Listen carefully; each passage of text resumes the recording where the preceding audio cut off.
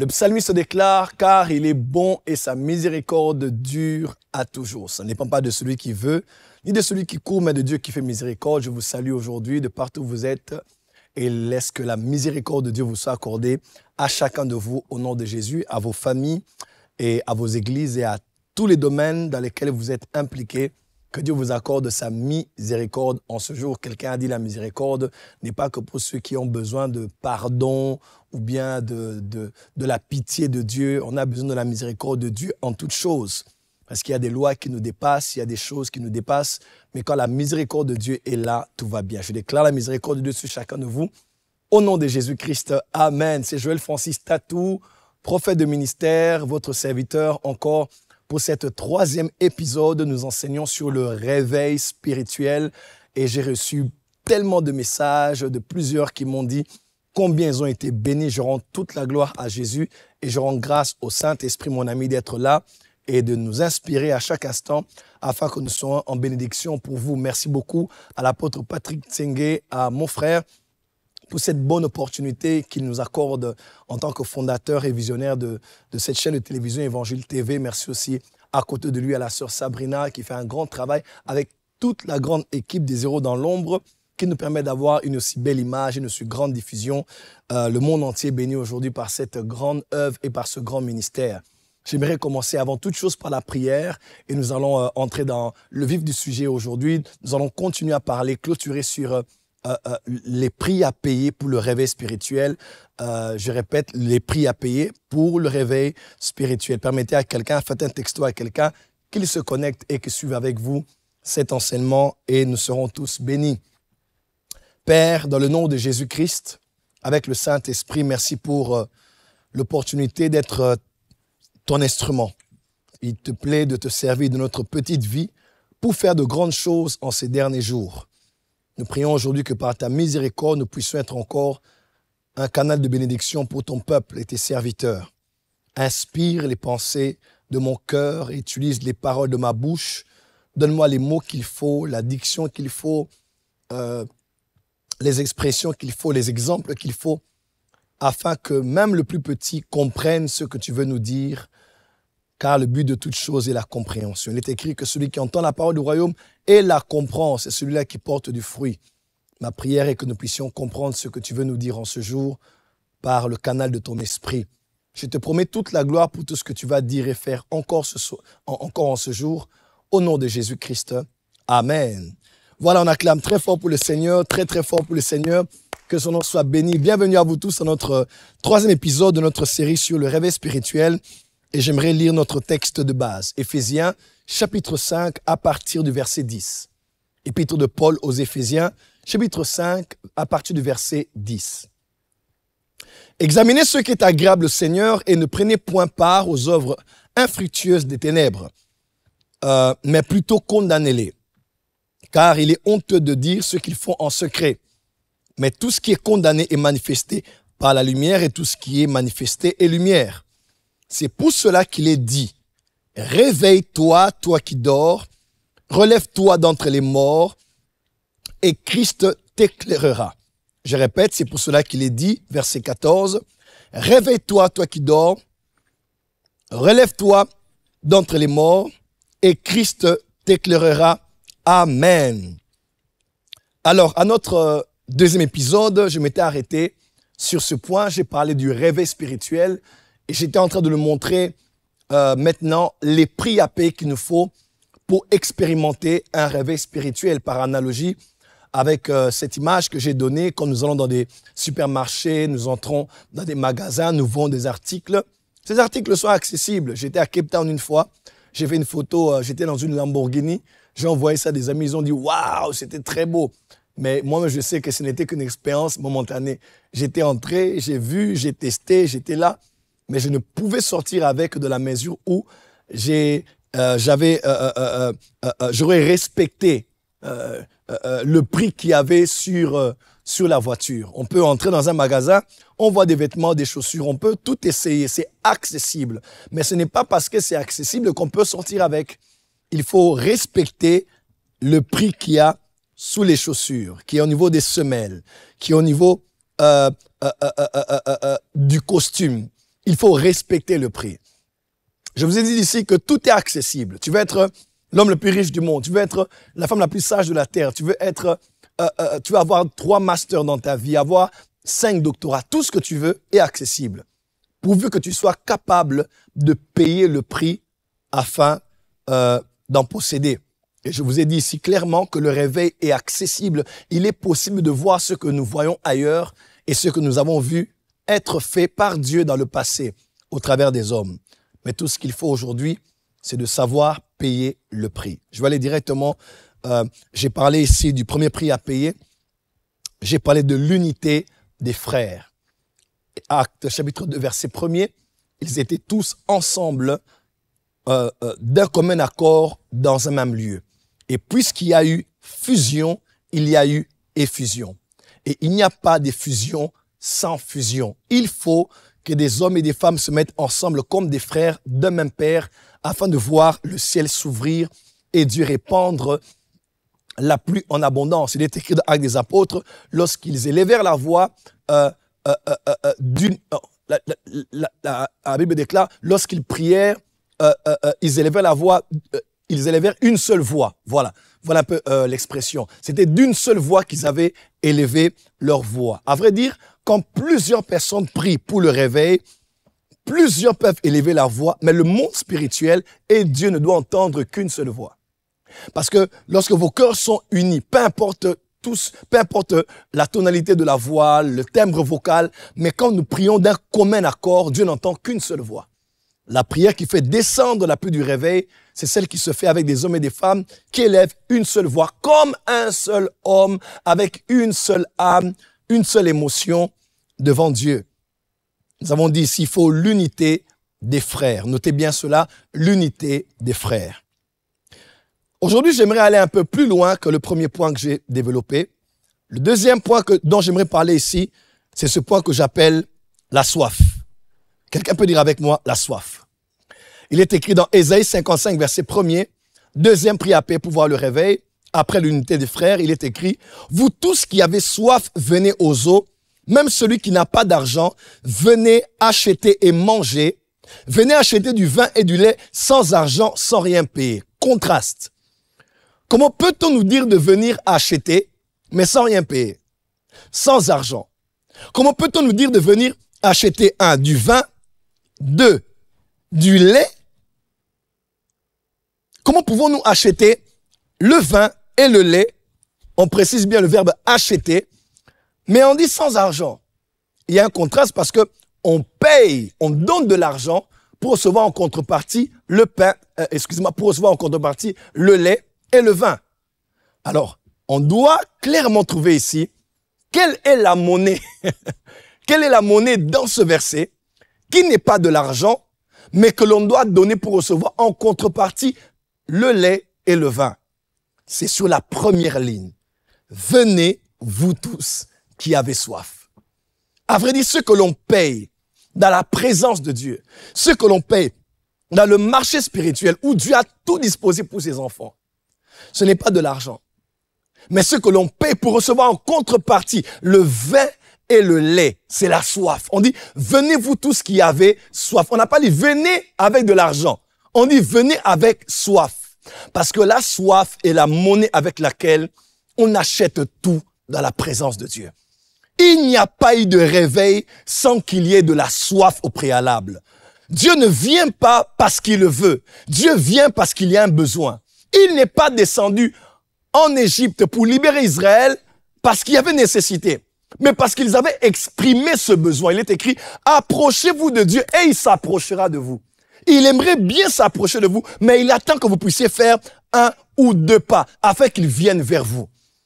Demandez et il vous sera donné. Il aimerait bien nous donner, mais il veut qu'on exprime la soif de vouloir recevoir de lui. Tout commence par la soif.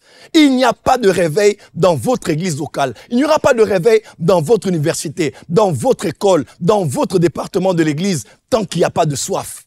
Je me rappelle, quelques années après ma conversion, il m'a été donné la responsabilité de diriger la jeunesse de notre église. Alors moi, je n'aime pas les règles, je n'aime pas les normes, je n'aime pas tout ce qui est calculé, tout ce qui est organisé. Parce que dans mes gènes, dans mon sang, dans mon esprit, brûle le feu du réveil. J'étais responsable du ministère des jeunes pendant 4 à 5 ans. Et l'église dans laquelle j'étais était une très bonne église, mais seulement les leaders spirituels qui étaient des leaders charismatiques étaient allés aux États-Unis. On nous avait laissé quelques pasteurs qui étaient bien, qui faisaient un bon travail, mais bon, sans plus. Et plus le temps avançait, plus il y avait une petite négligence du travail. Des fois, on répétait les mêmes prédications, on a oublié même qu'on avait prêché ça quelques mois passés. Les mêmes témoignages revenaient, les mêmes exemples revenaient. Alors que pendant ce temps-là, j'ai fréquenté beaucoup d'autres jeunes de beaucoup d'autres églises. Et j'étais frustré. Quand j'allais ailleurs, c'était le feu. Quand je venais chez nous, c'était endormi. J'ai dit non, ça doit changer. Et j'ai appelé tout mon comité de la jeunesse. J'ai dit ici, on va mettre la pression aux responsables de l'église. Et qu'est-ce qu'on a fait? On a fait un mémorandum. On a fait un mémo. J'étais le plus jeune de la bande. J'ai ramené tous les révolutionnaires autour de moi. J'ai dit ici, les choses doivent changer. J'ai organisé cela.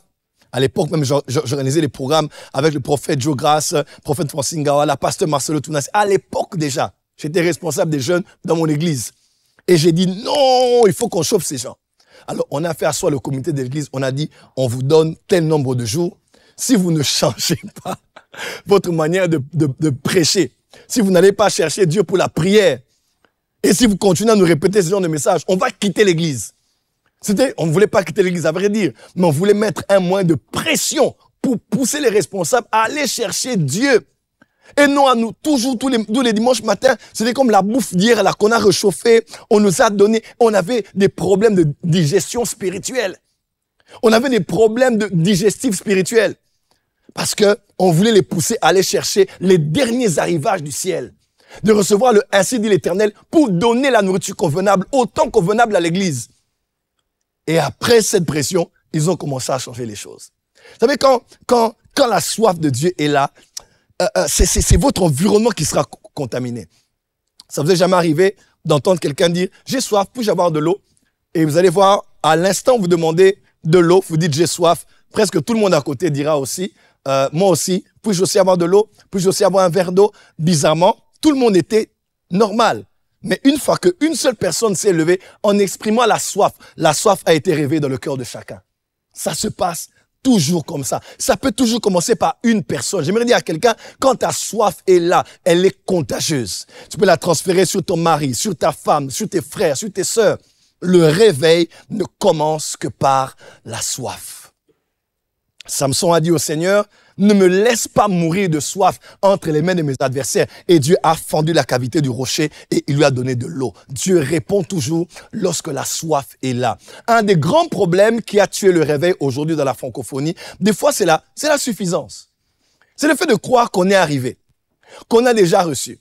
Vous savez, quand nous allons des fois au Ghana, au Nigeria, c'est là que des fois, bon, pour certaines églises, en Inde par exemple, où j'étais, une fois j'étais à Chennai, à Kerala, à Bangalore, j'étais à New Delhi. Aujourd'hui, il y a une église de 300 000 personnes.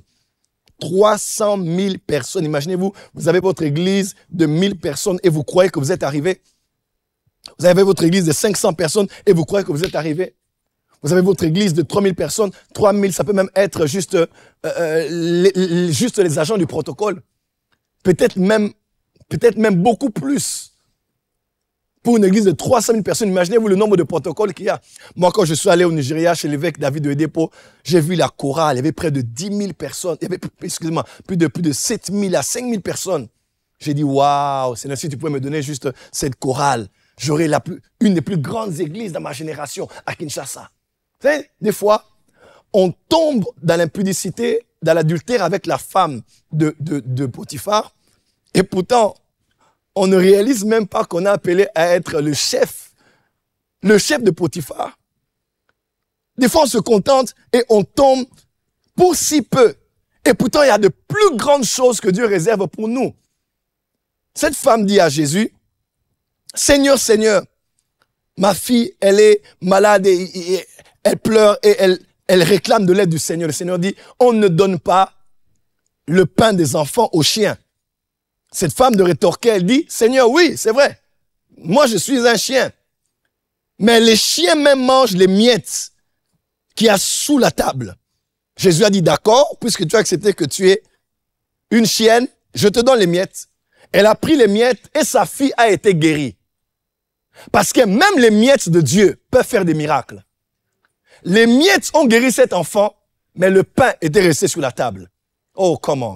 J'aimerais dire à quelqu'un, des fois, on a des miracles miettes, des mariages miettes, des croissances d'église miettes, des voitures miettes, des maisons miettes, des appartements miettes, des onctions miettes. Parce que même les miettes peuvent faire des miracles. Mais on se contente des petites choses, on dit alléluia, amen, on en parle, on pose, et pourtant, les vraies choses sont sur la table. Oh, je parle à une génération des hommes et des femmes qui vont avoir soif de plus avec Dieu, de plus avec le Saint-Esprit, de plus dans l'église, de plus dans le ministère, de plus avec Dieu. Soyez un éternel insatisfait. Des fois, l'ennemi du progrès, c'est ton récent succès. Quand tu restes dans tes lauriers, quand tu restes dans ton palmarès, tu dis, oh, Dieu avait fait ceci. Je ne veux pas d'un Dieu que je conjugue au passé simple. Lorsque nous jeûnâmes, nous priâmes, ils allèrent, ils prophétisèrent. Moi, les prophéties d'aujourd'hui, là, nous on faisait ça à l'époque. Papa fait aujourd'hui.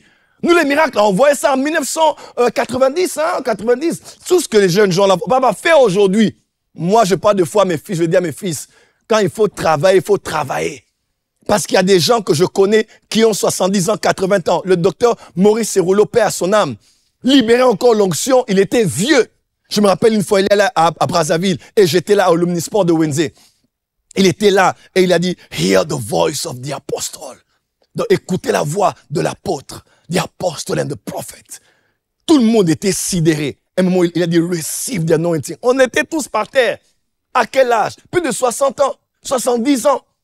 Donc, ne soyez pas là en train de nous dire que tout ce que...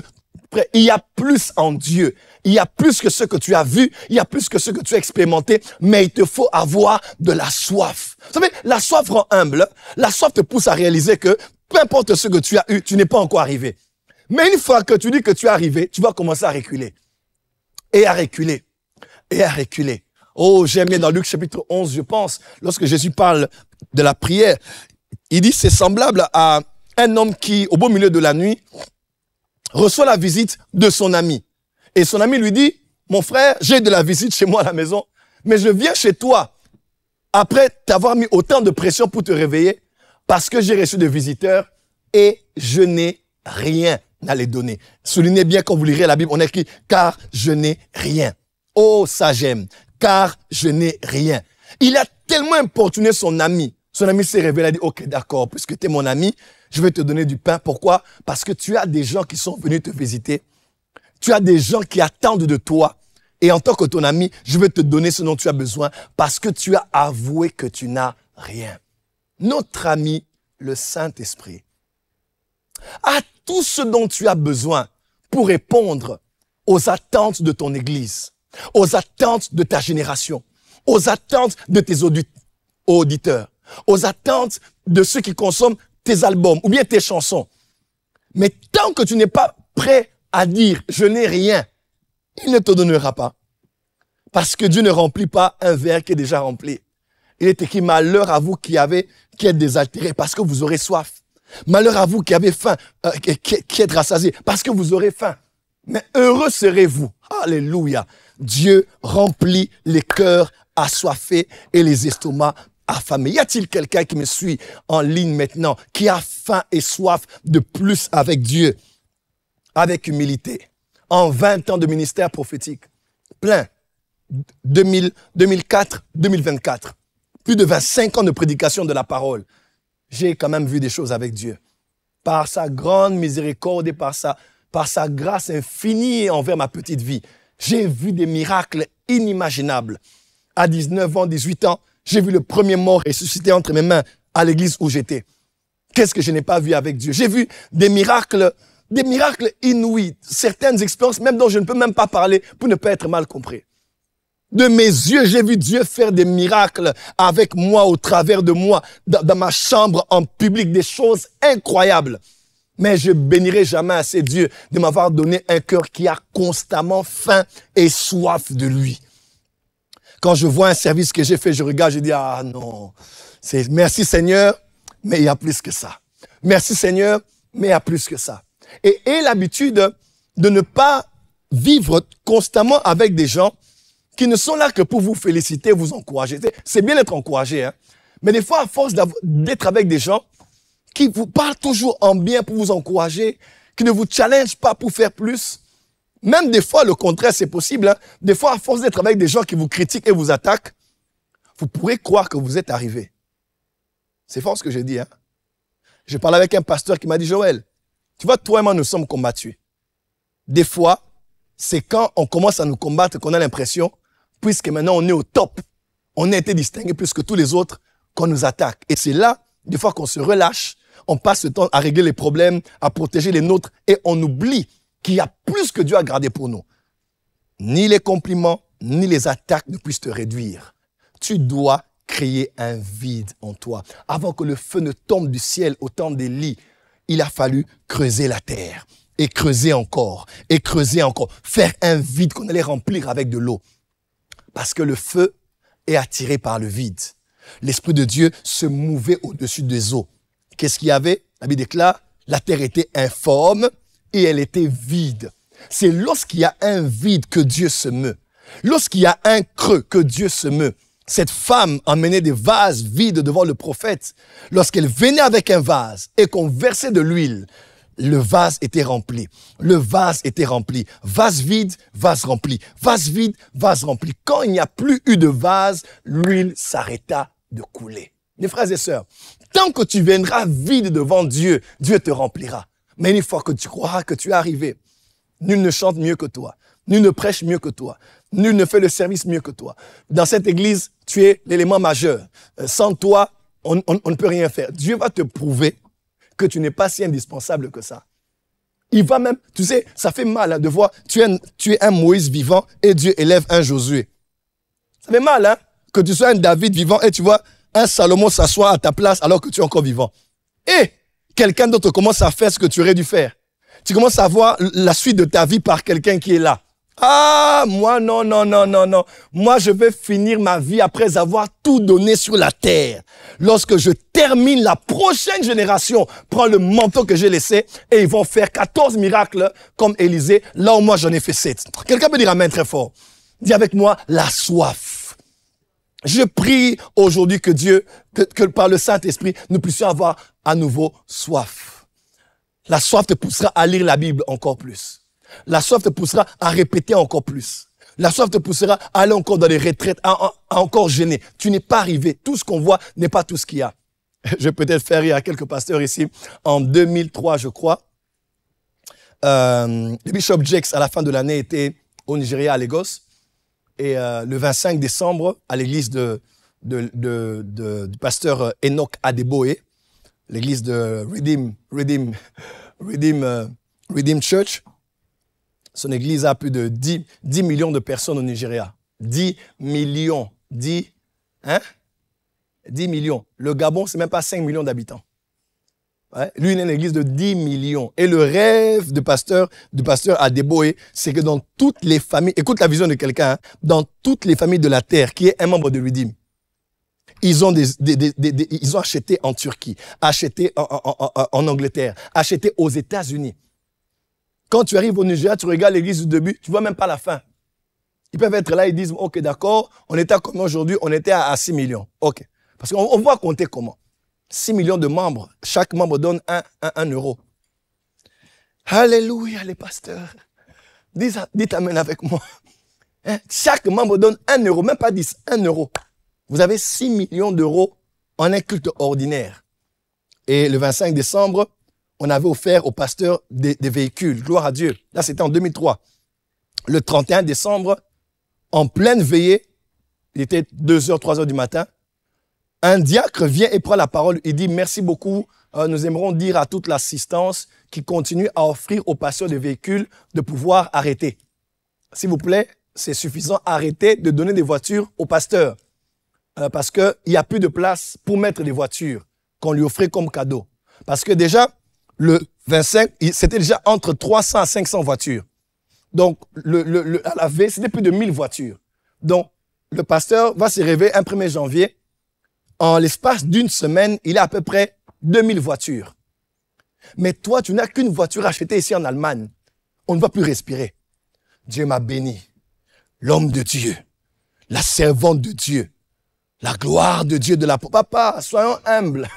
Lorsque la soif est là, elle va nous pousser à désirer plus, à bénir Dieu pour ce que l'on voit, mais à se dire, Seigneur, il y a plus que ce que tu peux faire. Je prie que nous puissions terminer cette année avec une soif, avec une faim, avec une rage pour plus que ce que Dieu peut nous accorder. La soif et encore la soif. Autre prix à payer pour le réveil. Je vais peut-être aller dans le même sens de ce que je viens de dire. Il faut noter avec moi, il faut visiter les zones du réveil ou les zones de réveil. Ah, ça c'est un principe que je ne connaissais pas. Pour expérimenter un réveil dans son environnement, dans son église, dans son ministère, des fois, c'est tout simple. Des fois, il faut juste se lever. Il faut être au courant de ce que Dieu fait dans le corps du Christ. Il faut être au courant de ce que Dieu libère dans le corps du Christ. Et faire quoi? Payer un billet, payer un ticket de train, payer un billet d'avion et être assez humble pour se dire, je vais aller voir ce qui se passe là-bas. Dans l'évangile de Jean, vous allez voir, on dit, viens et vois. Viens et vois. Des fois, il y a un appel. Quand tu regardes une vidéo, tu dis, tu entends par la vidéo, viens et vois. Quand tu regardes le service de quelqu'un, tu ne sais pas, mais dans ton cœur, comme une voix te dit, viens et vois. Des fois, il ne faut pas suivre de loin. Il ne faut pas apprendre de loin. Il faut y aller. Le Saint-Esprit fait des choses extraordinaires sur la terre. Extraordinaires. Et je ne cesserai de bénir Dieu pour les anglophones. Tout n'est pas à apprendre, bien sûr, mais ils ont eu la prééminence dans plusieurs autres domaines. Par rapport à la télévision, par rapport à l'évangélisation, par rapport au bâtiment, par rapport au mentorship, par rapport à l'écriture, par rapport à la croissance d'église. Ils ont compris beaucoup de choses avant nous. Des fois, frères et sœurs, il faut juste être assez humble pour se dire, je vais me lever de là où je suis, je vais aller prendre part à ce culte. Benny Hinn n'a jamais vu Kathryn Kuhlman. Le pasteur Benny Hinn ne s'est jamais assis avec Kathryn Kuhlman et a parlé avec Kuhlman dans un bureau. Il voulait avoir un rendez-vous qu'il n'avait pas encore eu. Il était à la chorale et il a travaillé à la fondation Kathryn Kuhlman. Il allait prendre part au programme. Il quittait du Canada pour aller aux États-Unis, dans le froid, pour suivre cette femme. Il était juste là en train d'écouter. Et quand il écoutait, quelque chose s'était passé dans sa vie. Et il est devenu le Benny Hinn qu'on a vu. Des fois, on n'a pas besoin de pouvoir être là pour dire à Dieu, Seigneur, viens, viens, viens, viens. Dieu ne viendra pas. Il est déjà venu quelque part dans un homme, dans une femme, dans un lieu. Il faut seulement juste être assez humble pour dire, ce que je vois là-bas, je le veux ici. Ce qu'ils expérimentent là-bas, on peut l'avoir ici. Dans la vie, l'homme intelligent n'invente pas la roue. Il y a des choses que tu n'auras que parce que tu as assez d'humilité pour aller poser la question et dire, comment avez-vous fait? Qu'est-ce qu'il faut faire pour? Que puis-je faire pour améliorer? Comment avez-vous fait pour en arriver à de tels résultats? Il faut être assez humble pour aller faire cette démarche. Il est écrit, demandez et vous sera donné, Matthieu 6, verset 6. Cherchez et vous trouverez. Mais troisième dimension, frappez et l'on vous ouvrira. Donc, vous êtes à l'extérieur de la maison, la porte est là, vous frappez, on dit, on vous ouvrira. C'est pas Dieu. Qui est ce on? Le on est la personne qui est à l'intérieur de la maison, qui a entendu votre appel et qui, lui, est déjà à l'intérieur et va ouvrir pour vous afin que vous puissiez entrer là où lui, il est entré avant vous. Oh, come on.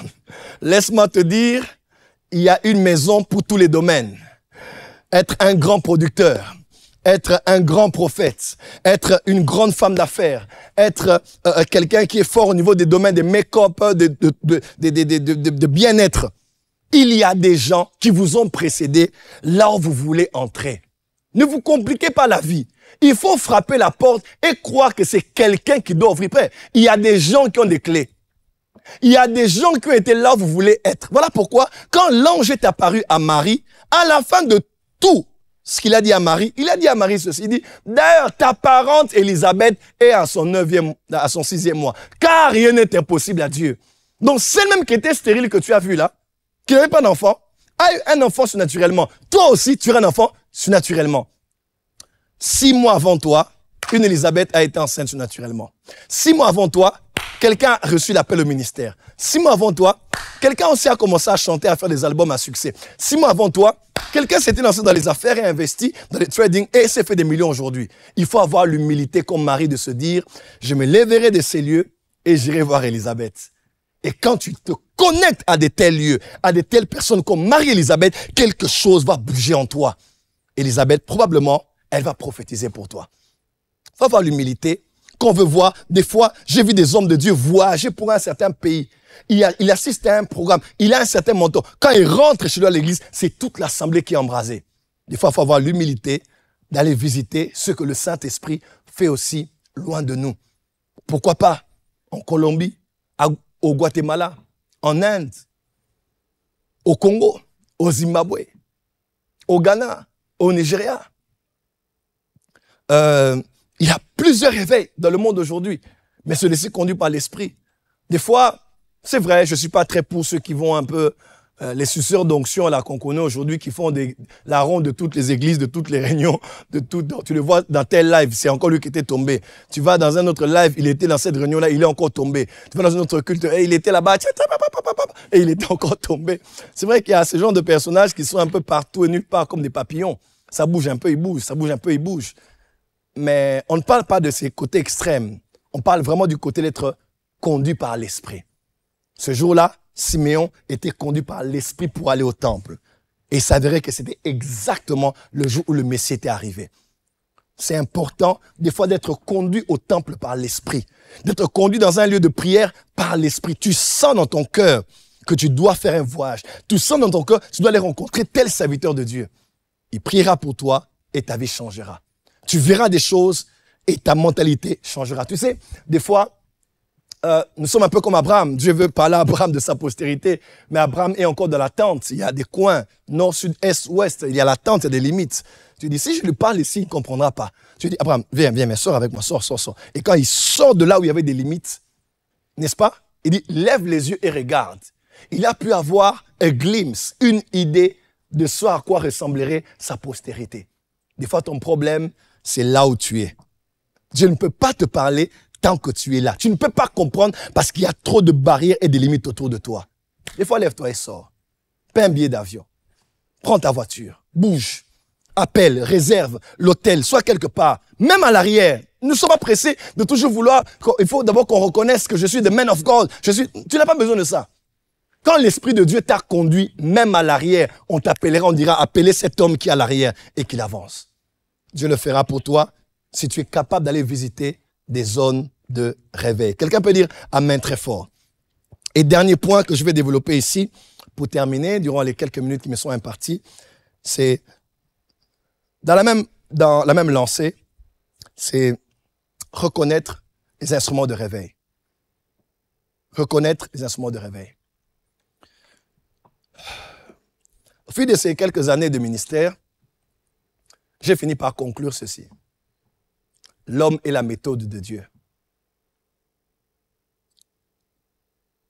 Lorsque Dieu veut toucher l'homme, il passe par l'homme pour toucher l'homme. Dieu qui est invisible passe par le visible pour toucher le visible. Le Dieu invisible ne peut pas toucher quelqu'un qui est visible, tant qu'il n'est pas passé et entré par quelqu'un de visible pour toucher un autre. L'homme est la méthode de Dieu. Mais seulement, soyons honnêtes, nous avons 66 livres de la Bible, mais tout le monde n'est pas Adam. Tout le monde n'est pas Abel. Tout le monde n'est pas Seth. Tout le monde n'est pas Noé. Tout le monde n'est pas Methushalem. Tout le monde n'est pas Abraham. Tout le monde n'est pas Isaac, Jacob. Tout le monde n'est pas Joseph dans la famille. Tout le monde n'est pas Esther, n'est pas Jérémie, n'est pas Paul, n'est pas Pierre. En d'autres termes, on peut tous être des enfants de Dieu. Mais des fois, quand Dieu veut faire des choses majeures pour faire avancer ses desseins, il choisit quelqu'un parmi nous. Quelques-uns d'entre nous qu'il suscite, qu'il élève et par lesquels il passe pour bénir la majorité. Et ça, on doit l'accepter. Tout le monde n'est pas tout le monde. On n'est pas dans un champ de maïs où tout le monde a de la barbe, donc tout le monde était un vieillard. Non. Dieu se plaît à mettre à part des hommes. Écoutez-moi, même des fois qu'on dit, Dieu va tous vous bénir. Oui, Dieu nous bénit tous. Mais j'aimerais donner une déclaration qui est terrible ici. Nous ne sommes pas bénis, nous tous ici. Personne n'est béni. Dieu n'a béni, après Noé, Dieu n'a béni qu'un seul homme. Cet homme s'appelait Abraham.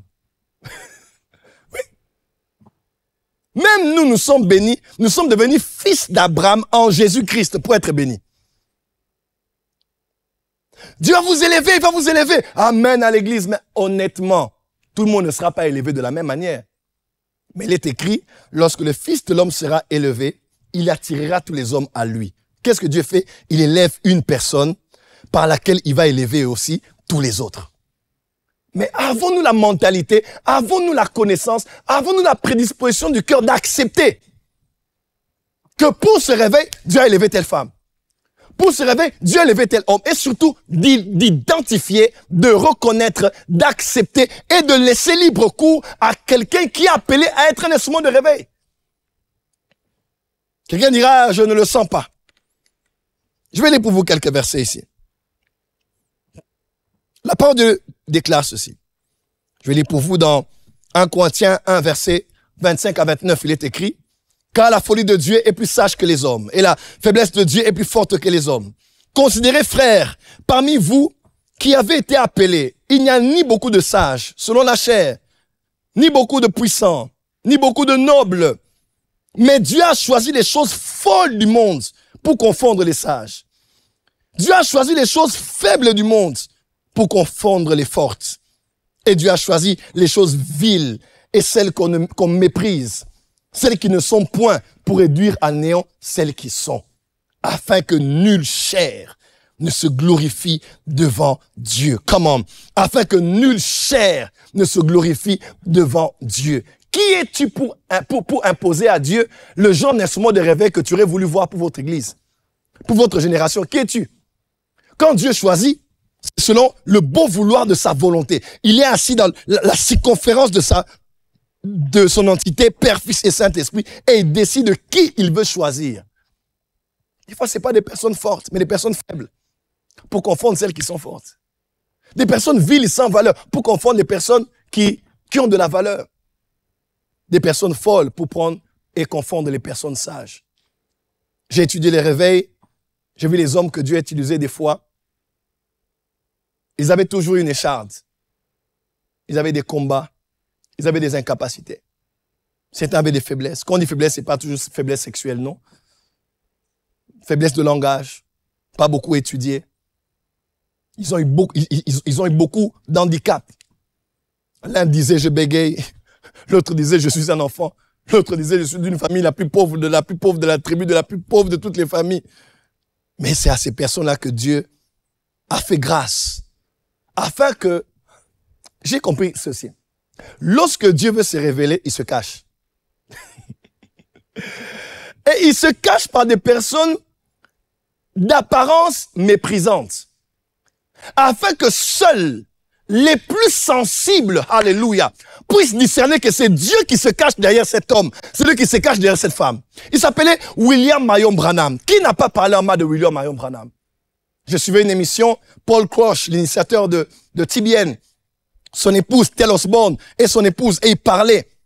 Et Tel Osborne, qui a évangélisé l'Afrique en particulier, c'est le père spirituel de Benson Idahosa, le père spirituel de Heidi Nabala au Congo.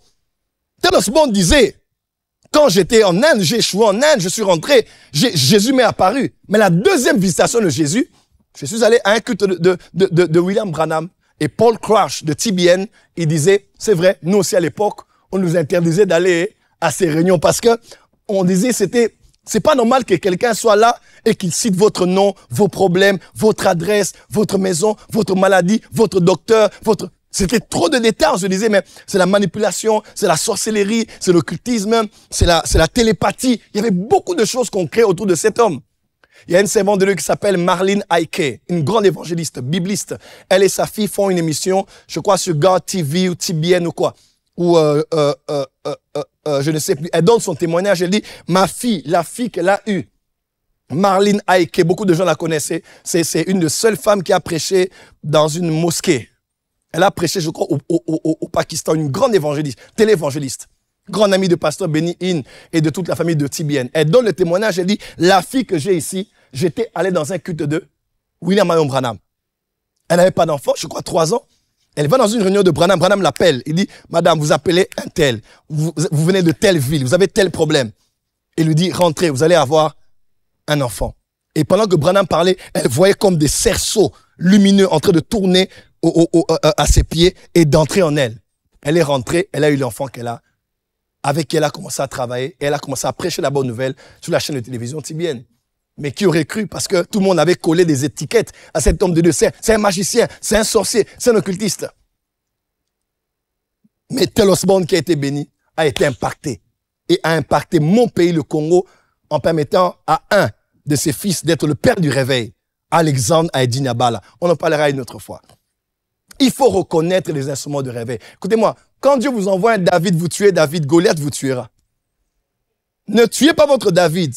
Parce que quand Goliath se lèvera, vous allez manquer quelqu'un qui va prendre le courage pour pouvoir intervenir.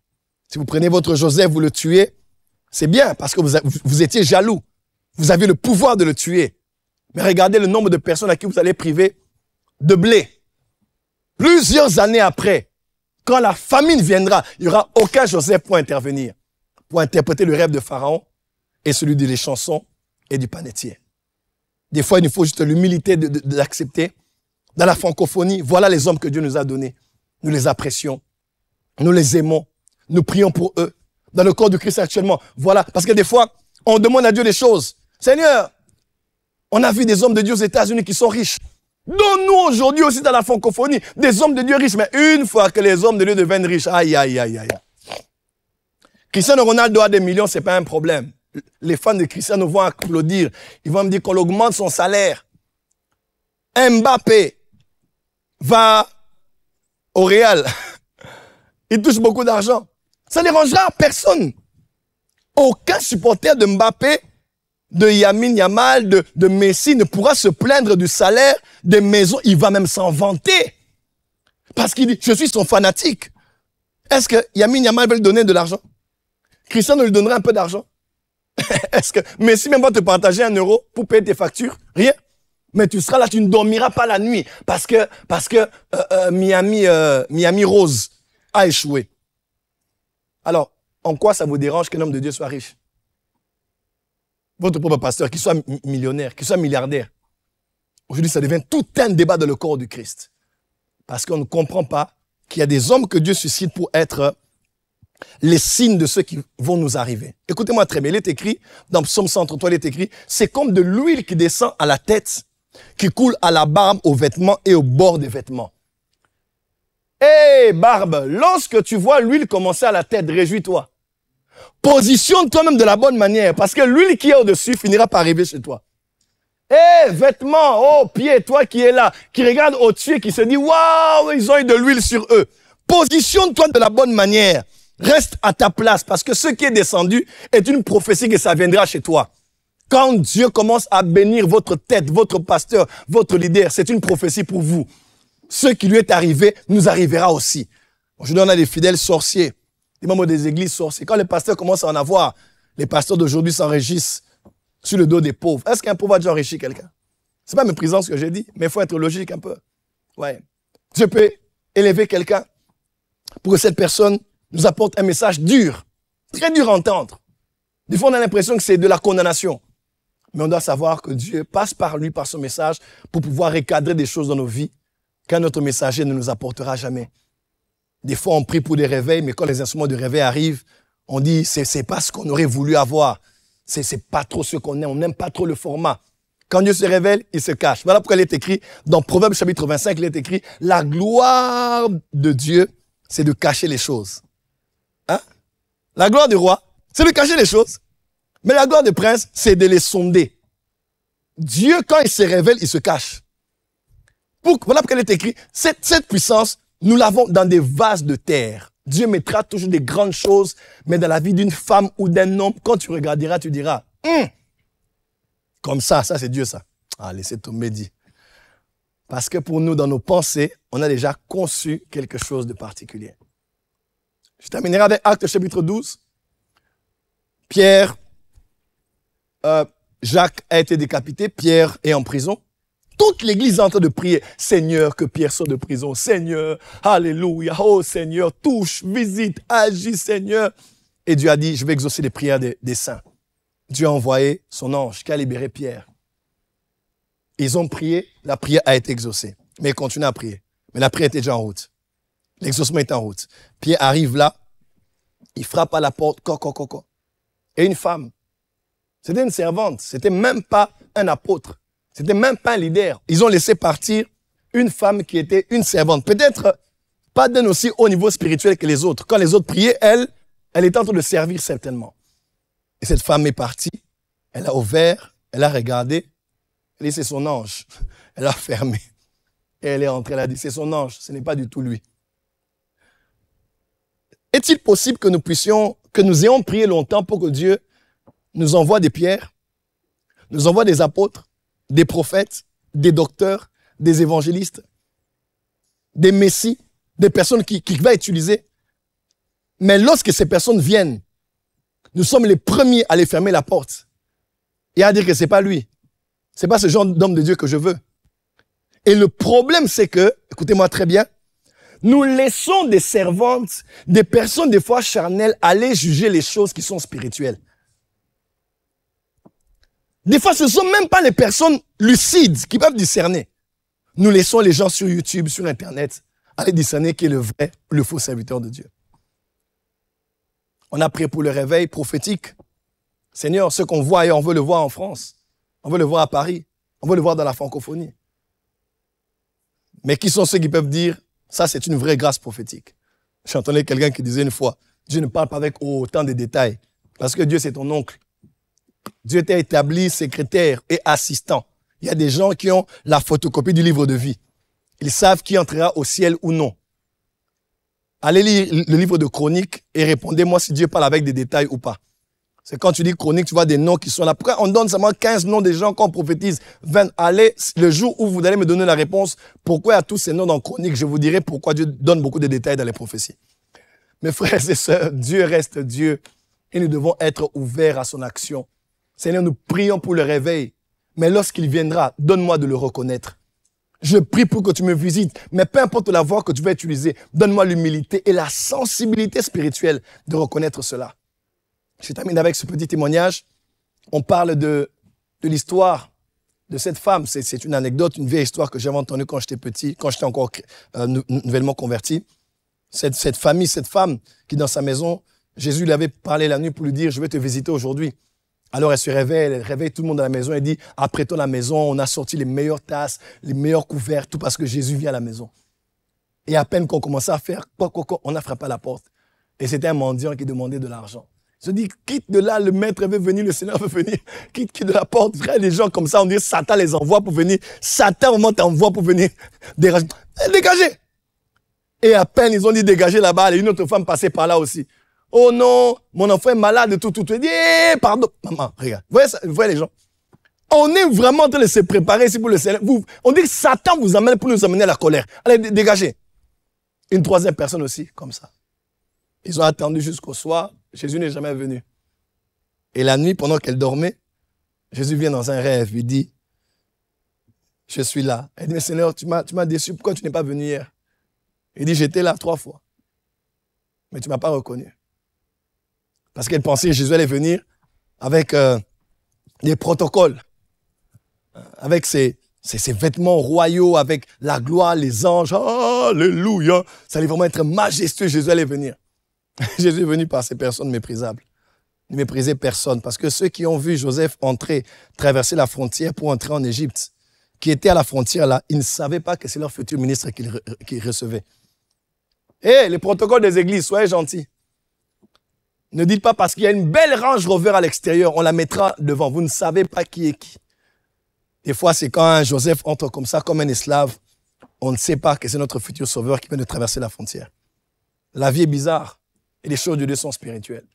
Dieu se cache dans la faiblesse, dans la folie, dans ce qui est vil, afin que personne ne tire sa gloire. Personne ne tire sa gloire. J'ai étudié les réveils charismatiques dans le monde, j'ai vu que les hommes que Dieu envoie des fois, c'était les hommes de controverse. Des hommes qui vont se poser des questions, est-ce que c'est vraiment Dieu? Et Jésus marchait sur les eaux. Hein. Même ses disciples ont dit que c'est un fantôme. Crois-moi. Ils ont été avec Jésus, mais ils ont cru que c'était un fantôme. Tu sais, il y a des niveaux d'onction où même tes propres collaborateurs peuvent commencer à dire papa, on sait que Dieu agit, mais ça là, ça c'est fantomas. Ça c'est mystique. Ça, c'est pas normal. Et c'est ça le corps du Christ. Jésus lui-même, qui est l'homme de réveil, le numéro 1, était un homme, il est venu vers les siens, mais les siens ne l'ont pas reçu. Parce qu'ils s'attendaient à un messie militaire et politique. Ils étaient sous l'hégémonie romaine, humiliés. Humiliés. Le roi Hérode n'était pas un nom, Hérode était un titre comme Pharaon, comme César. Hérode était obligé de partager le pouvoir avec Pilate. Pilate était un gouverneur, il était un émissaire de l'Empire. Lui qui devait être roi sur tout le pays, même quand on a jugé Jésus, on l'a fait passer ici et fait passer là-bas. Parce qu'il était sous l'autorité, l'emprise de l'autorité romaine. Alors il se disait, le Messie doit venir pour nous libérer. Le Messiah, le Mashiach. Il est venu, il est né dans une étable, il a été placé sur une mangeoire. Là-haut, on mangeait à Bethléem, maison de pain, afin qu'il soit appelé le pain de vie. Jésus parle dans Jean chapitre 6. Il dit, vos pères ont mangé le pain dans le désert, mais ils sont morts. Moi, je suis le pain. Il dit, Jésus dit, mais ce qui s'est passé autrefois, c'était ça. Dieu a dit aux enfants d'Israël, je vous donnerai du pain. Le matin, ils se réveillent, ils attendent le pain, Ils croyaient certainement aussi que les anges allaient descendre avec du pain. Et ils voient quelque chose comme de la gelée, comme, ils disent, hey, manhu, qui veut dire, qu'est-ce que c'est que ça? Cette nourriture méprisante. Et Dieu a dit, c'est le pain que j'avais promis de vous donner. Vous allez manger.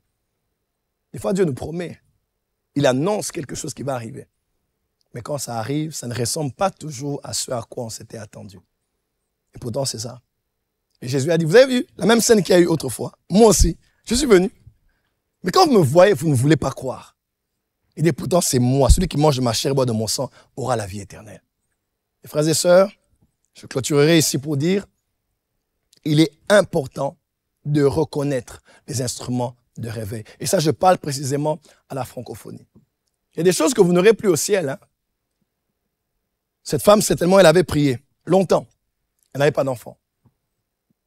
Elle prend Élisée, elle lui donne une place à la maison, chandelier, lit et tout ce qu'il fallait. Et le prophète, un jour, il dit à son serviteur, il dit, mais qu'est-ce que de quoi la femme a-t-elle besoin? Que je parle d'elle au roi, au chef de l'armée, parce qu'il avait des relations placées. On dit, non, elle n'a pas d'enfant. Il dit, ok. Il dit, l'année prochaine, à cette même période, tu auras un enfant. La question que je vous pose, où était l'enfant de cette femme?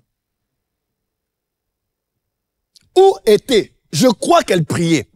Elle n'a pu recevoir un oint de Dieu que parce qu'elle connaissait Dieu certainement. Elle a pu avoir autant d'égards, autant de révérence, parce qu'elle craignait Dieu, elle connaissait Dieu. Elle a certainement dit, Seigneur, donne-moi un enfant, donne-moi un enfant, donne-moi un enfant. Il y a des choses que vous attendez du ciel qui ne sont plus au ciel. Des fois, vous priez, mais vous regardez dans la mauvaise direction. Seigneur, donne-moi, guéris-moi, sauve-moi, aide-moi. Dieu dit, moi, tout ce que j'avais à te donner là-bas, je l'ai déjà transféré sur la terre dans un homme, comment? Ou dans une femme que tu dois rencontrer. L'enfant de cette femme était dans la bouche d'Élisée. Il y a des fois, tout ce que tu cherches là n'est plus au ciel. Au ciel, donne-moi l'onction, c'est pas au ciel. Donne-moi la sagesse, c'est plus au ciel. Je veux l'onction prophétique, c'est plus au ciel. Tu dois reconnaître et discerner les temps de la visitation et les hommes par lesquels Dieu passe dans les temps spécifiques pour te visiter. Il n'y a pas de réveil sans instrument de réveil. Que Dieu vous donne et nous donne tous à nous ici. Moi, dans mon pays, je pleure jusqu'à ce jour un homme de Dieu qui s'appelait Sikatenda. Son fils, l'évangéliste Nema Sikatenda, qui fait un grand travail dans le monde aujourd'hui, il est congolais, continue le travail. Son père était un homme qui avait une onction de guérison inimaginable. On dit de lui qu'il avait eu l'un des plus grands dons de guérison pour ceux qui ont le sida. Donc, dans son ministère, les gens guérissaient du sida à un niveau inimaginable. Mais nous, quand nous étions enfants, on nous disait il avait un boa, c'était un sorcier, c'était un magicien, c'était un occultiste. Lorsqu'il est mort, quelque temps après, j'étais en Afrique du Sud. On m'a reçu dans la belle famille de ma grande sœur. On nous a donné une place. On m'a donné une chambre. J'entre dans la chambre pour m'installer et je sens la présence de Dieu. Je dis, tiens, c'est quoi cette chambre? Il y a quelque chose d'étrange dans l'atmosphère de cette chambre.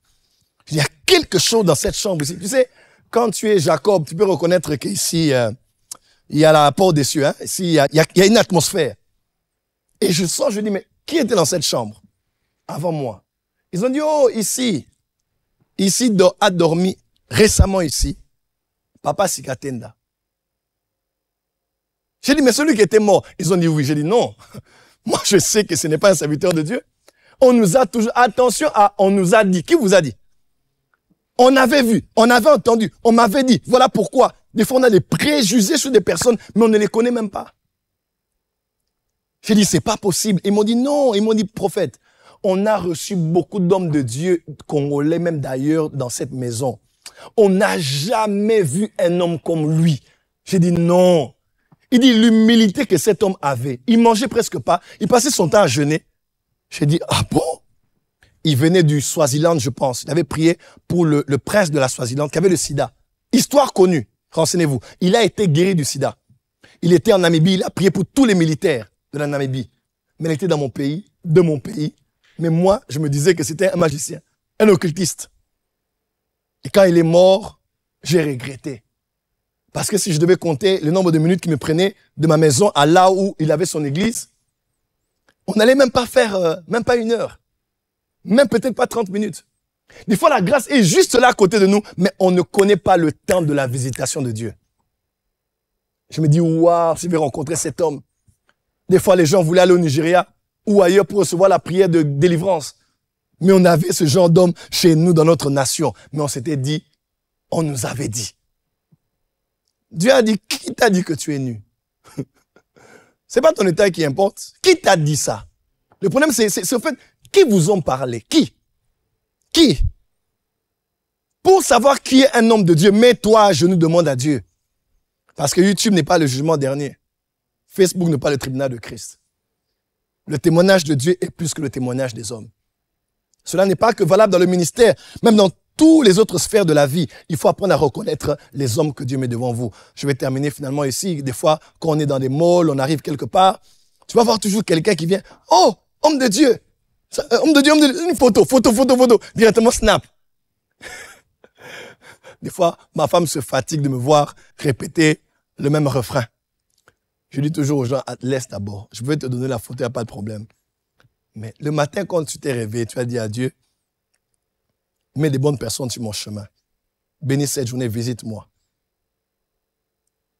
Est-ce que tu crois que Dieu t'a exaucé? Certainement que Dieu m'a mis sur ton chemin maintenant pour que tu sois visité. Mais tout ce que tu veux, génération d'aujourd'hui, photo, selfie. Donc vous rencontrez Moïse, prophète Moïse. Celui qui a séparé les eaux en deux là. Oh, Moïse, on va snapper. Élie, le chauve va maudire ton téléphone là. Élisée, même son père spirituel était très colérique. Élisée, photo. Mais tu rencontres Jésus. Jésus, le Fils de Dieu. Peut-on avoir un selfie? Est-ce qu'avoir des photos avec les hommes de Dieu, c'est mauvaise chose? Non, loin de là. Et des fois, c'est charnel. Et les hommes de Dieu, des gens payent les billets pour les rencontrer. Des rois les cherchent. Des ministres cherchent leur numéro pour avoir de l'aide. Mais vous avez eu 5 minutes avec lui. Aucune question. Aucun besoin de prière. Un jour même, j'ai dit à quelqu'un, j'ai dit, dans ta maison, c'est une personne qui a le cancer. Il dit oui.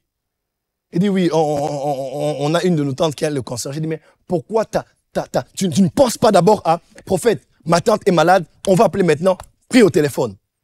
Notre génération, c'est le téléphone. C'est d'abord les selfies. Et c'est des choses semblables. Dieu nous visite toujours. Mais des fois, nous sommes distraits par des futilités. La francophonie est bénie. On n'attendra pas d'autres de venir de l'extérieur pour nous rappeler ça. Nous avons des pépites, des grâces dans la musique, dans le ministère, en tant que prophète, en tant on a beaucoup de grâces. Apprenons à avoir l'humilité de reconnaître, de donner de l'espace à quelques-uns, de monter pour bénir la majorité. Que Dieu vous bénisse. Nous allons prier le Seigneur en ce jour et croire qu'il va accepter, de faire de nous des instruments de réveil, mais aussi de nous faire vraiment la grâce d'être sensibles. La gratuité, des fois, tu n'entendras pas Dieu te parler. Dieu a dit à Abraham, sors de la maison de ton père. Dieu a dit à Abraham, prends ton enfant, celui que tu aimes, ton fils unique, et va, je t'indiquerai la montagne. Mais je n'ai jamais vu là où Dieu avait dit à Abraham, voici la montagne. Jamais vu. Tu sais, des fois, Dieu te parlera par la voix audible, mais des fois aussi, la sensibilité spirituelle fera en sorte que tu regardes la montagne et tu sens. Tu sais. Il y a quelque chose. Tu sais, à la période de la ruée vers l'or, il y avait des instruments qu'on appelait les détecteurs de métaux. On peut placer sur le sable ici, il n'y aura aucun son, aucune vibration, aucune alerte. Et quand on faisait passer juste là où il y avait des métaux, on pouvait entendre des sons et des alertes. Tu sais, des fois, il y a quelque chose en toi qui crée un répondant. Tu arrives quelque part, tu ne sais pas expliquer, mais tu sens. Il y a quelque chose en toi qui bouge. Parce qu'il y a deux éléments presque compatibles qui sont en train de se connecter. Ma prière que Dieu te donne la sensibilité spirituelle. N'attends pas toujours que Dieu te dise, c'est mon fils, c'est ma fille. Des fois, il faut être sensible. Je donnais un conseil à quelqu'un et je lui disais, moi, si je rencontre maintenant les serviteurs de Dieu comme toi, tu m'as rencontré, j'allais faire un scandale dans cette boutique. Ma femme me connaît. Je peux être à genoux là, je peux trouver une offrande, je peux m'allonger, je peux faire un scandale. L'homme de Dieu doit m'impacter là, sur place. Je ne sais pas, peut-être qu'il va mourir demain. Le docteur Miles Monroe, j'étais avec lui à la veille de sa mort. Il était au Gabon. Après le Gabon, il est rentré aux États-Unis et il est mort. Mais avant le Gabon, il était au Burundi. Et j'étais là. Moi et un couple Kalonji du Kinshasa, nous étions avec le Burundi. Mais je ne savais pas que c'était les toutes dernières fois que cet homme passe son temps sur la terre. Heureusement qu'il m'avait prophétisé pour moi et qu'il m'avait béni. On ne sait toujours pas, peut-être que c'est une rencontre spirituelle. Mais des fois, on reste dans des futilités, en train de travailler comme les gens du siècle présent. Prions le Seigneur. Seigneur, je prie en ce jour, que tu fasses grâce à mon frère et à ma soeur, en commençant par moi. Alors que nous désirons et aspirons à ce réveil du temps de la fin, nous savons qu'il n'y a pas de réveil sans instrument de réveil. Il n'y a pas de réveil sans instrument de réveil. Il n'y a pas de réveil sans des hommes que tu utilises pour le réveil. Accepte que nos petites vies puissent être utiles entre tes mains afin de bénir un plus grand nombre. Accepte que nos oreilles spirituelles s'ouvrent et que notre sensibilité soit aiguisée afin que nous puissions reconnaître par où tu passeras, par qui tu es en train de nous parler. Où se trouve ta résidence? David disait, je suivrai la voie droite. Quand viendras-tu à moi? Je vais être de ceux qui disent, nous voulons être de ceux qui disent, quand viendras-tu à nous? Donne-moi de reconnaître ta voix, de reconnaître que c'est toi et de ne pas mépriser les instruments que tu envoies pour ma bénédiction. Donne-nous de la francophonie d'avoir assez d'humilité pour accepter ces hommes et ces femmes que tu choisis dans ta miséricorde par lesquels tu passes pour nous bénir, nous guérir, nous sauver, nous libérer, nous élever, car tu en élèves un, afin que par lui tout soit élevé en lui. Fais-nous grâce, Seigneur, d'avoir assez d'humilité pour reconnaître que toi, tu es là. Fais-nous grâce, Seigneur, de fermer nos oreilles aux faux témoignages et à tout ce que les gens disent qui nous pourrissent l'esprit, qui nous ont fait rater tellement de choses, tellement de grâce. Donne-nous de ne pas être conduits par Internet, de ne pas être conduits par les témoignages des hommes, mais de ne pas rater le témoignage de Dieu, le témoignage de l'Esprit. Je prie, Seigneur, par ta grâce, pour tous ces hommes et ces femmes, que ce soit dans les business, que ce soit dans les affaires, dans le ministère, par rapport même à un choix qu'ils veulent faire pour le mariage, que nul ne soit en train de mépriser son prochain à cause de ce qu'il a ou de ce qu'il n'a pas. Mais que par l'Esprit nous soyons conduits afin de savoir les hommes qu'il faut, les femmes qu'il faut, que Dieu a placés sur notre chemin. Elle a béni ton peuple. Et laisse que le feu du réveil brûle dans nos maisons, car nous avons soif et faim de plus avec toi. Bénissons cette chaîne Évangile TV et tous ceux qui y travaillent. Nous bénissons ton peuple, laisse que les malades à la maison soient guéris, que toute forme de maladie soit guérie maintenant alors que je prie, que ta puissance descende dans les maisons et que l'esprit de prière et de supplication vienne avec une grande soif de Dieu et des choses de l'esprit. Rencontre-nous, Seigneur, car nous n'avons rien. Nous ne savons rien, nous ne pouvons rien, nous n'arriverons à rien sans toi. Viens au secours de notre faiblesse. Et regarde, baisse ton regard sur la bassesse de tes serviteurs. Relève-nous et utilise-nous pour la gloire de ton nom. Au nom de Jésus-Christ. Amen. Voilà, c'était notre 3e épisode. Nous serons là pour la prochaine fois par la grâce de Dieu. Et quelle bénédiction nous avons d'avoir Évangile TV. Vous m'avez suivi aujourd'hui, peut-être ça fait un bon bout de temps sur YouTube, peut-être même jamais. C'est la première fois de me suivre. Croyez-moi, c'est grâce à cette chaîne que nous pouvons apporter la parole. L'évangile est totalement gratuit, mais l'évangélisation coûte beaucoup. Le corps de Jésus, le corps du Christ était sur le bois à Golgotha, mais ne pouvait quitter de là où il était dans la mobilité pour aller dans le tombeau. Tout simplement parce que tous ceux qui étaient là n'avaient pas de moyens, ils ne faisaient que pleurer. Jusqu'à ce qu'un homme qui s'appelait Joseph d'Arimathée vienne avec ses moyens, qu'il mette l'argent en jeu et que l'on fasse quitter le corps de Christ à ce niveau pour l'emmener à son lieu de repos. Des fois, le corps de Christ est là, il n'arrive pas à s'étendre, à impacter. Parce qu'on a trop d'observateurs qui nous regardent, comme ceux qui regardaient Jésus en train de mourir à la croix. Ceux qui pleurent, ceux qui se lamentent, ceux qui murmurent, ceux qui commentent. Des fois, il faut juste quelqu'un pour se lever et dire, je prends de mon argent et je mets de mon argent. On peut emmener le corps du Christ à ce niveau de ghetto pour l'emmener à l'international. Du local au global, du national à l'international. Et on peut le faire avec cette chaîne Évangile TV. S'il vous plaît, au bas de l'écran, vous avez plusieurs possibilités, différents canaux que nous avons mis de manière multipliée pour que vous puissiez avoir la voie la plus facile pour vous afin de nous faire parvenir votre offrande, votre semence, votre contribution. Sachez que quand une âme est sauvée, une personne est édifiée, un malade est guéri ou Dieu bénit son peuple, il y a un pourcentage mis à part pour vous parce que vous êtes impliqués dans ce travail du salut des âmes. Que le Seigneur notre Dieu que nous servons vous bénisse abondamment. J'aimerais prier pour vous de partout où vous êtes et croire que la main de Dieu et sa puissance est en train de venir dans votre direction. Père, bénis ces hommes et ces femmes qui, aujourd'hui, sont en train de s'aimer, de mettre leur offrande, de mettre leur argent, de mettre leur cœur, de mettre leur volonté. Je prie que tu les bénisses et que tu les multiplies. Peu importe ce qu'ils ont donné, qu'ils reçoivent fois 100, fois 1000, fois 10 000, fois 100 000, qu'ils expérimentent une moisson financière extraordinaire.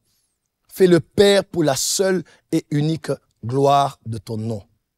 Je bénis ton peuple, que l'amour de Dieu le Père, la grâce de Jésus notre Seigneur et la communion du Saint-Esprit soient avec chacun de nous.